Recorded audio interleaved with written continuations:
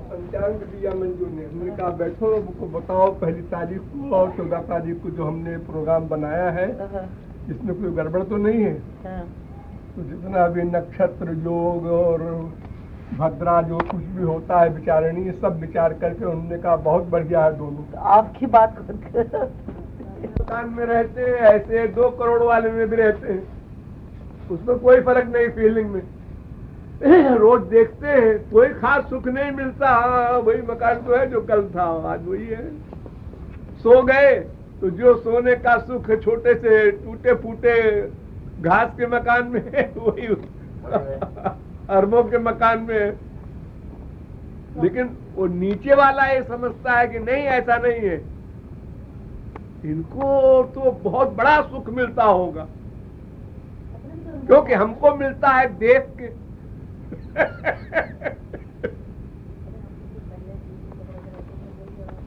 Finals को दिखा दो झरना। ये समुद्र को, नदी को नदी नहीं समझा, मगर को लकड़ी समझा, सांप को रस्सी समझा। तुमको गुरु के पास आने के लिए एक सुसाधन ही नहीं मिला दिल्ली में, इतनी बड़ी दिल्ली में। सही हो रहे हो, ऐश्वर्य है इंद्र में, लोक में और स्वर्गलोक में। उस ऐश्वर्य में तुम लोग भगवान को भूले हुए हो, सुख भोग में लिप्त हो। तो इंद्रियों पर कंट्रोल करो। और मनुष्यों को जो दा कहा, उन्होंने कहा भाई देखो, प्रकट चारि पद धर्म के कलिमा एक प्रधान, ये न के न विधि दीन दान करे कल्याण। तुम लोग दान करो, इकट्ठा करने के चक्कर में न पड़ो। ये भगवान की प्रॉपर्टी है संसार। बड़े बड़े इकट्ठा करने वाले चले गए ये किसी के साथ नहीं जाता। और कितने हजार लोगों ने एक ही फुट जमीन पर अपना कब्जा बताया, लिखा पढ़ी कराया, फिर बदलता गया, जगह अपनी जगह पर है। तो दान करो तुम लोग, तो तुम्हारा अंतःकरण शुद्ध होगा। और दैत्यों को जो दा कहा, तो शुक्राचार्य ने अर्थ बताया कि तुम लोग बहुत हिंसा करते हो, तो निष्ठुर हो, इसलिए तुम लोगों को कहा है ब्रह्मा जी ने कि दया करो। दया करने से तुम्हारा अंतःकरण ठीक होगा और तुम्हारी ये आसुरी योनि समाप्त हो जाएगी। तो ये तो साधारण उपदेश है सबके लिए, लेकिन मेन उपदेश जो है मनुष्य मात्र के लिए वो एक ही है कि मन से भगवान से प्यार करो, तन से संसार का काम करो। यही गीता का कर्म योग है, यही गोपियों का संदेश है भागवत का, यही वेदों का सार है। मन हरि में तन जगत में, कर्म योग यही जान। और तन हरि में मन जगत में यह महान अज्ञान। हम लोग ये करते हैं, मंदिरों में जा रहे हैं, तीर्थों में जा रहे हैं, कुछ पूजा पाठ भी कर लेते हैं, अक्षरों का पढ़ लेते हैं, कहीं जप कर लेते हैं, लेकिन अनुराग पर ध्यान नहीं देते। ये नहीं सोचते कि 24 घंटे में हमारे कितने आंसू निकले श्याम सुंदर के लिए, उनके मिलन की कितनी व्याकुलता बढ़ी, इस पर ध्यान नहीं है। जैसे कोई औपचारिकता की पूर्ति कर रहा हो, भाई हमने पाठ कर लिया गीता का अध्याय, भागवत का अध्याय, फिर बड़ा सा नो भगवते वासुदेवाय का जप कर लिया।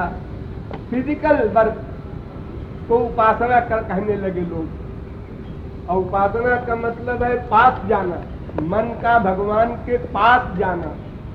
और पास जाने का मतलब है कि उनके दर्शन के बिना मछली की तरह तड़पना, परम व्याकुलता, ये भक्ति।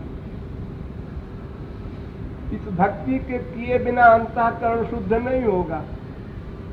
बहिरंग फिजिकल चाहे लाखों कर डालो, ये ठीक है, नथिंग से समथिंग अच्छा है लेकिन ये उपासना नहीं। उपासना तो श्याम सुंदर के दर्शन के लिए, उनके दिव्य प्रेम के लिए आंसू बहाना, उसमें कोई योग्यता की जरूरत नहीं, कोई कर्मकांड, कोई अनेक प्रकार का साधन संपन्न होना कुछ आवश्यक नहीं। जैसे छोटा बच्चा, भोला बच्चा होता है, वो कुछ भी डिमांड हो जमीन पर लौटने लगता है, रोने लगता है। ऐसी हालत में फिर जाना है हमको। इतनी जो हमने चतुराई, चालाकी, 420 इकट्ठा किया सारे जीवन में, उसको फेंक करके उसी भोले बालक की अवस्था में फिर जाना होगा। मोह कपट छल छिद्र न भावा, सब काम बनेगा। जहां से चले थे वहीं फिर जाना है, और ये सब गड़बड़ी भगवान के चरणों में फेंक देना है। महाराज जो हमने इकट्ठा किया, ले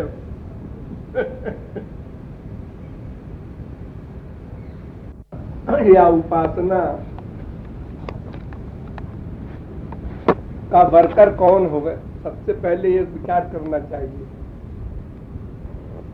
हमारे पास 3 चीजें हैं, एक तो हम आत्मा, एक मन अंतःकरण, और एक इंद्रियां, आँख कान नाक वगैरह। इन तीनों में वर्कर कौन है, ये डिसीजन पहले लेना है हमको। तो आत्मा तो कुछ करता नहीं, और इंद्रियां भी कुछ नहीं करती। इंद्रियों का कर्म दिखाई तो पड़ता है, लेकिन भगवान के यहां नोट नहीं होता। केवल मन वर्कर है। तुम्हारे यहां भी अगर मनसा नहीं है तो अपराध नहीं माना जाता। तो मनसा माने मन, उसको एक्सीडेंट कहते हैं। हमारी मन की मनसा नहीं थी, हमारी गाड़ी ठीक थी, हमारे ब्रेक ठीक था, हमारी ड्राइविंग, हमारी सब चीजें बिल्कुल ठीक थी। अब एक आदमी आज बैठ गया सामने, मर गया हमारी मनसा नहीं थी मारने की। तो भगवान के यहाँ केवल मन के कर्म को ही कर्म माना जाता है। इसलिए हजारों मर्डर करने पर भी अर्जुन को दंड नहीं मिला, पुरस्कार मिला। हमारे यहाँ भी देखो, मजिस्ट्रेट ने आर्डर दे दिया, तुम लोगों ने गोली चला दिया, 50 मर गए, मर जाओ, हम क्या करें। मजिस्ट्रेट से पूछो उसने क्यों हमको आर्डर दिया। मजिस्ट्रेट ने कहा भाई हमने इसलिए आर्डर दिया, अगर हमने 10-20 को न मारते तो हजारों मर जाते तो इस प्रकार जब मन ही वर्कर है, ये बात सिद्ध हो गई। तो उपासना, साधना, भक्ति, जो कुछ भी एक कर्म है, अच्छा बुरा, वो सब मन का होता है, उसी का माना जाता है भगवान के यहाँ। इंद्रियों से कुछ भी हो उसका कोई सेंस नहीं है। लेकिन हेल्पर है कि भाई भगवान का मन से ध्यान करते हो तो वाणी से उनका नाम भी लो, उनका गुण भी गाओ, उनकी लीला भी कीर्तन करो, ये सब हेल्पर है। लेकिन मेन है मन, और मन का अटैचमेंट होना, इसी को प्यार कहते हैं, चाहे संसार में हो चाहे भगवान में हो। और मन का अटैचमेंट साकार में होने का हमारा अभ्यास है, प्रैक्टिस है। माँ बाप, बेटा, स्त्री, पति, जो कुछ भी संसार में हमको मिला अब तक, पैदा होने से लेकर सब साकार वस्तु हुई, उन्हीं साकार वस्तुओं में हमारा अटैचमेंट हुआ। गलत हो सही हो, जहां भी हुआ इसीलिए हुआ साकार वस्तु में, उसको देखकर, सुनकर, सूंघकर, रसना से रस लेकर, त्वचा से स्पर्श करके, ये 5 ज्ञानेंद्रियों के द्वारा। तो भगवान तो देखा नहीं उनको हमने, वो साकार है कि निराकार है या दोनों है, जो कुछ भी है हम उसका ध्यान कैसे करें। एक प्रश्न है गंभीर। हम बाप को देखते हैं, माँ को देखते हैं, बेटे को देखते हैं, तो हमारा प्यार उसके चिंतन करने में आराम से हो जाता है। अब जिसको देखा नहीं उसका ध्यान कैसे करें? और ध्यान करना ही दर्जा एक है, प्रवेशिका है, इसकी शुरुआत ही है। मन से भगवान का ध्यान करो।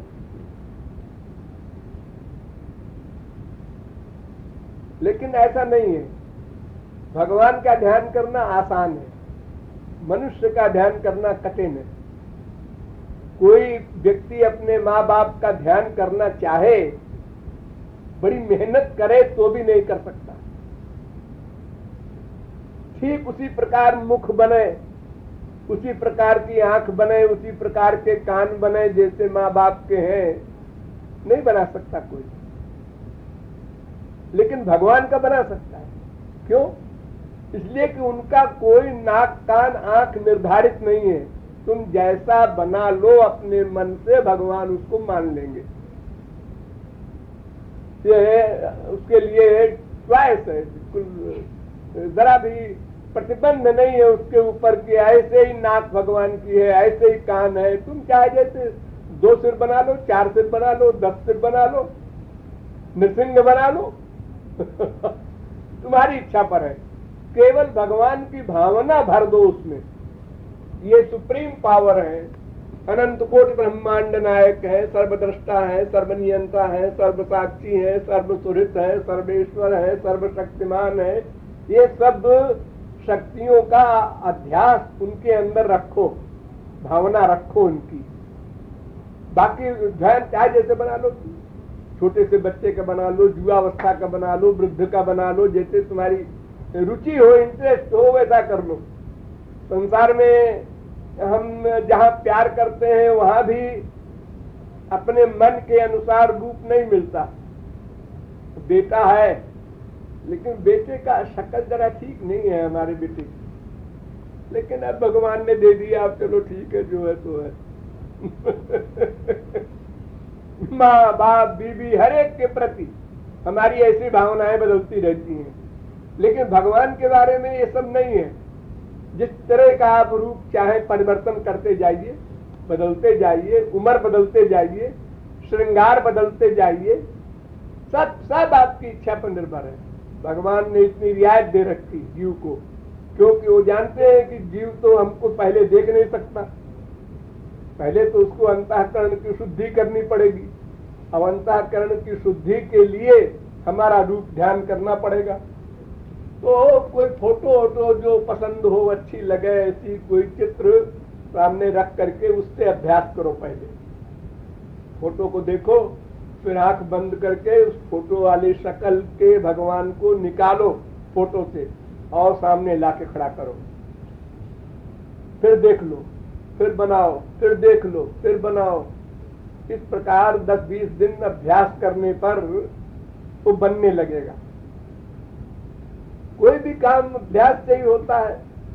जब पुलिस में सर्विस करने गए, ट्रेनिंग में गए, तो कितनी मुसीबत आई थी बंदूक पकड़ना नहीं आता था, लेकिन सब आगे हो, अभ्यास करके सब हो गया। घुटने के बल चलना मुश्किल था हम लोगों को पहले, लेकिन फिर चलने लगे, दौड़ने लगे। तो उसी प्रकार भगवत विषय में भी हमको अभ्यास करना पड़ेगा। मन बहुत चंचल है, तमाम जन्मों का बिगड़ा हुआ है। इसलिए हम जब भगवान का ध्यान करने बैठते हैं तो माँ बाप बेटा स्त्री पति में मन चला जाता है। वहां परेशान न हो, जहां जाए जाने दो। कहाँ गया? माँ में गया। माँ की क्या चीज अच्छी लगती है जो वहां चला गया मन? आंख अच्छी लगती है, जाने दो, जाने दो, मन को छोड़ दो, परेशान न हो। अच्छी लगती है, जाने दो, जाने दो, मन को छोड़ दो, परेशान न हो, टेंशन न लाओ। हाँ गया, हाँ गया, आंख में पहुंच गया, हाँ पहुंच गया। अब उस आंख के अंदर श्याम सुंदर को खड़ा करो। आंख के अंदर श्याम सुंदर खड़े हैं, अब देखो उसकी आंख को। मां समझे कि मेरी आंख देख रही है, और तुम देख रहे हो अपने श्याम सुंदर को, तो दुनिया वाले भी खुश हो जाएंगे और तुम्हारा भी काम हो जाएगा। इस प्रकार जब बार बार जिद करो तुम मन के साथ, जहां मन जाए, ताजमहल बड़ा सुंदर लग रहा है, हाँ खड़ा कर दो श्याम सुंदर को इसके ऊपर, के ऊपर क्या झांकी है बढ़िया, अब ताजमहल देखो, अब कोई बुरी बात नहीं है, वरना क्या कब्रिस्तान देखोगे, क्या देखोगे। तो उसी प्रकार जहां जहां मन जाए हमको श्याम सुंदर को वहां खड़ा करने का अभ्यास करना चाहिए। अभ्यास, घबराने से, परेशान होने से तो मन और चंचल होगा, वो तो उल्टा इलाज हो रहा है। इसलिए बड़ी धैर्य से, गंभीरता से, शांति के साथ मन जहां जाए वहीं श्याम सुंदर को खड़ा करो। ये देखो जो बंदरों पर कंट्रोल करते हैं बाजीगर लोग, ये कैसे करते हैं, पहले 100 फुट की रस्सी में बांध देते हैं बंदर को, वो 100 फुट के आगे भागना चाहता है तो उसके गले में दर्द होता है रस्सी का, तो 10-20 बार भागने की चेष्टा करता है, फिर खड़ा हो जाता है और उसी 100 फुट में चक्कर लगाता है, जान लेता है इसके आगे जाना बेकार है। तब उसके बाद 10 दिन बाद वो 50 फुट की रस्सी कर देता है, फिर 10 फुट की, फिर 5 फुट की, जब 1 फुट की रस्सी कर देता है तो बंदर बैठ जाता है। नॉर्मल हो जाता है, फिर भागने की चेष्टा ही नहीं करता और फिर उसके इशारे पर नाचता है। तो बोलते ये मन है बंदर के समान, इसको जहां जाए वहीं पर श्याम सुंदर को खड़ा करने का अभ्यास कुछ दिन कर ले, तो फिर ये इसका भागना बंद हो जाए कि जब श्याम सुंदर को सब जगह देखना है तो फायदा क्या जाने से। तो इस प्रकार फोटो से रूप ध्यान बनाकर और बड़ा अभ्यास करके और हमारा एक मन का ध्यान पक्का हो जाए तो फिर गाड़ी बड़े आराम से चले, फिर कोई प्रॉब्लम नहीं आगे, बड़ा आसान है। और पहले तो संसारी काम भी हो तो भी परेशानी तो होती ही है, मेहनत तो पड़ती ही है।